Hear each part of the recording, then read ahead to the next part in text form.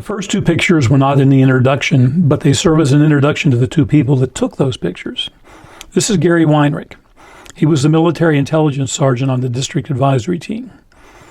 Gary is in a village restaurant and bar with two village children on his lap. Whenever Gary went to the village, you would always see him with children. This is me, Jim Roberts, or as the team called me, LT. I was the assistant team leader. I'm writing a letter home in this picture. Together, Gary and I took almost 400 slides and prints, some of which were used in the introduction to A Very Lonely War. Gary took the movie clips that were seen later in the video. Here is some information on the images used in the introduction to A Very Lonely War. This is an image of a topographic map or topo map of part of the northern border area of Phuc Long Province where Dong Xoai was located. This area was called Bujimop.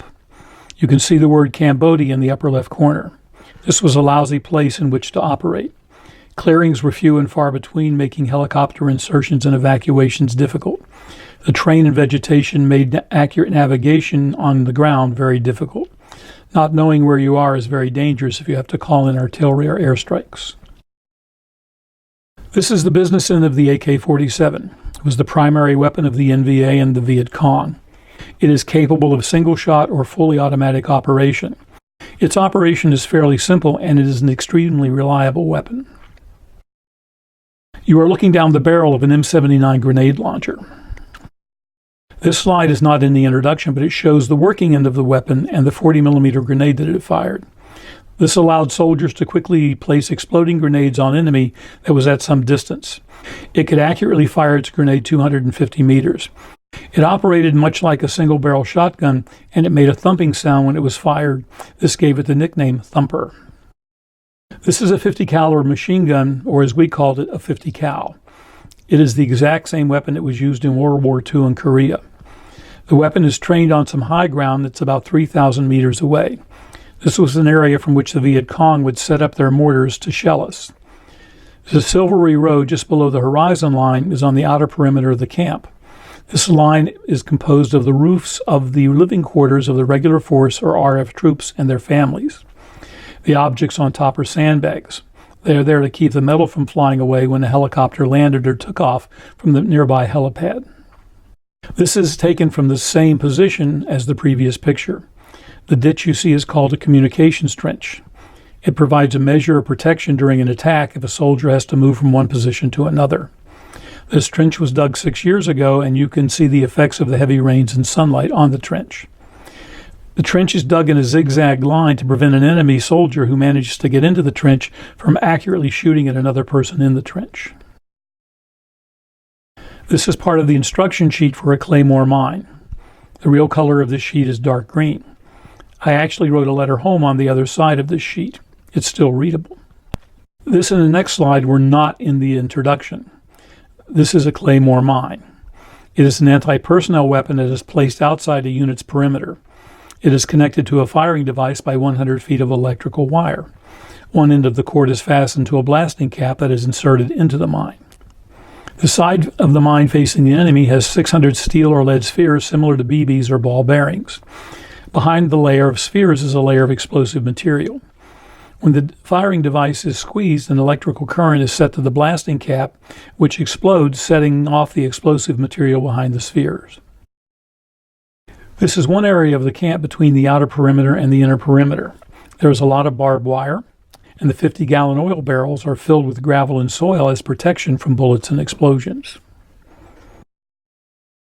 This is another area of the outer perimeter that shows the living quarters for the RF troops and their families. The barbed wire looks random and haphazard, but there is a reason for this. If the enemy manages to breach the outer perimeter, the wire prevents the direct charge to the inner perimeter, forcing the enemy to move laterally. This slows down his advance and increases his chance of being killed before getting to the inner perimeter. This is taken from another machine gun emplacement. The main entry road to our part of the camp can be seen. The helipad is just to the left of the picture. The building with the red cross is the RF company's aid station. This is a picture of the outer perimeter and the RF soldiers' quarters. The vegetation to the left of the perimeter is covering the barbed wire. The plants in this area cannot be cut down or burned because the area is a minefield. If you look carefully, you can see an RF troop in red shorts and his dog in front of him. The RF soldiers' quarters are Spartan at best. The soldiers dug bunkers with overhead cover for their families' protection during an attack. The soldiers' defensive fighting positions were near or at their quarters. This is the perimeter side of one of our team houses. The barrels and sandbags are for protection. The machine gun that can be seen in the distance is the one in the first slide. Thanks to the special forces who were there before us, we had 3 10 kW generators. That's 10,000 watts. We provided electricity for our 2 team houses, the RF company headquarters, and the district chief's offices. We ran each generator 6 hours a day from 6 a.m. to midnight. We did not run them between midnight and 6 a.m. This is one reason someone had to go outside and start an emergency generator when we were attacked at night. This is the same team house that was in the previous picture, but it was taken after a Viet Cong mortar round hit the building. Gary was here kneeling down putting on his flak jacket when the round hit the roof. I was standing back here. Gary suffered shrapnel wounds to his face and cheek. My flak jacket and steel helmet stopped the shrapnel. I had a small splinter of metal in my left hand. Gary was lucky. I was luckier. This is the morning after one attack. A mortar round exploded near some gasoline drums and set them on fire. We let the fire burn out. This is an 81 millimeter mortar tube in a mortar pit. The white numbers on the black stripe are the compass directions that were used to aim the mortar tube. The small doorway to the left in the pit is where the mortar ammunition was stored to keep it dry and to protect it from enemy mortar fire. You fire a mortar by dropping the mortar shell down the barrel from the top and then quickly ducking.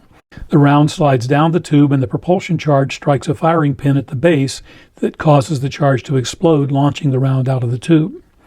The mortar had a maximum range of about 3 kilometers. These are 105 millimeter howitzer shells. The tubes on the left are the explosive charges that launch the warheads out of the barrel. The warheads are on the right side. The brass tops are the fuses that explode when the shell strikes the ground, causing the explosive material inside the warhead to explode. The result is a powerful blast and a large quantity of hot, sharp metal fragments moving at a very high velocity. This is Gary holding an AK-47. This is a Hughes OH-6 helicopter. The OH stands for Observation Helicopter. We call them Loaches, which stand for Light Observation Helicopter. They are considered light because they essentially have no armor. The crew chief or door gunner has an M60 machine gun. Being small and light, they were very maneuverable.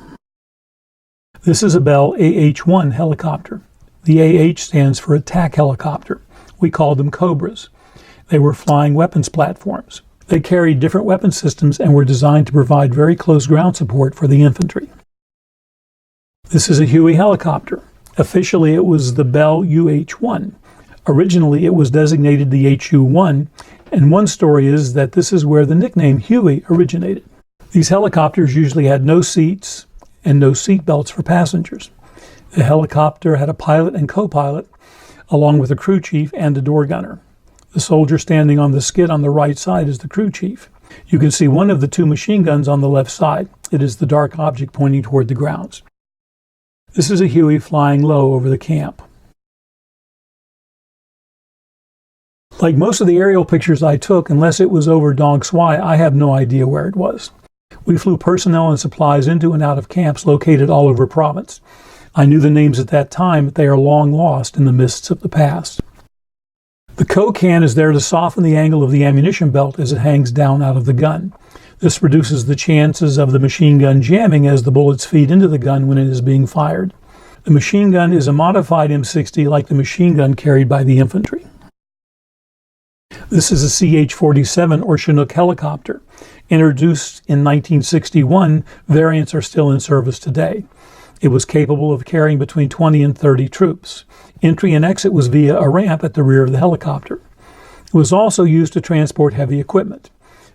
The equipment here belonged to an American 155 millimeter howitzer battery that was stationed at Dong Xuai for about 6 weeks. The unit was being deactivated due to the drawdown of American forces under Vietnamization. The equipment was turned over to the Vietnamese army and the Americans were sent back to the States. This is a Sikorsky S-64 Sky Crane. The Sky Crane first flew in 1962. After that, the Army placed an initial order for 6 helicopters. There were not very many of these in Vietnam. They carried no offensive or defensive weapons. They were used for heavy lift situations such as a 155 millimeter howitzer. That is why this one is hovering over my head. Of course, this is a gag. I had a tailor in the village make the black outfit for me. My captor holding the AK-47 is our team translator, Sergeant Young. He was a very good translator and we had a good working relationship. Our district senior advisor, a major, was not very pleased with my having or wearing this outfit. One day he finally asked me why I had it made. I told him that if we were overrun, I would put it on and mix with the Viet Cong to escape. I think he took me seriously. Look closely at the hat I'm wearing. I wanted this type of hat for the picture, but the only one we could easily find was the hat worn by our cook. I doubt seriously that a Viet Cong soldier would use a hat with a purple ribbon. This is our observation tower at sunset. The 2 antennas in the lower left corner are long-range antennas. We call them 292s.